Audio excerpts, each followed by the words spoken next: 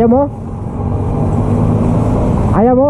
Eh, bayaran ko na lang. Oh, pumasok ako ng expressway. Wala na, hindi pwedeng bumalik. Sa expressway kami nakapasok. Never see coming.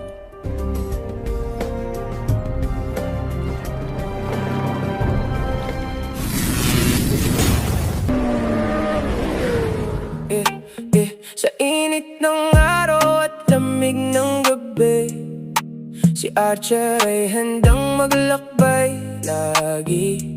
Sa kalsadang mahaba, sa daang malawak ay hari.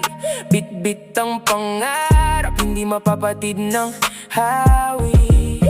Biyahe at gala, kasama si Archer, alias sniper, laging ready parang launcher. Sa bawat hakbang, balakid ang kina-counter. Kahit saan mapadpad, hindi kailan manuurong si Archer. Kung saan man Ang gas. Salinan natin. Naubusan ka ng gas? Anong gas mo? Unleaded. Salinan kita. May gas ako rito. Eh, bayaran ko na lang. Huwag na. Akala ni Paps wala akong gas.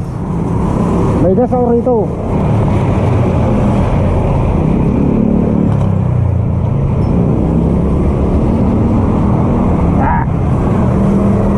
Ito yung malaking bagay pag may baon-baon tayong gas. Pag may madaanan tayo na kapwa natin rider na naubusan ng gas, mabigyan natin kahit samantala para makarating lang doon sa gasoline station.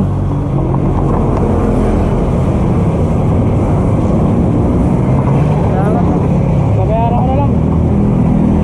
Kaya mo buksan? Masakit. Yun.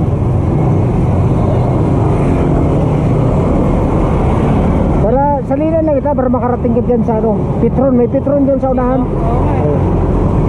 Ito yung advantage sa may mga ganitong baon. Unleaded ka ha.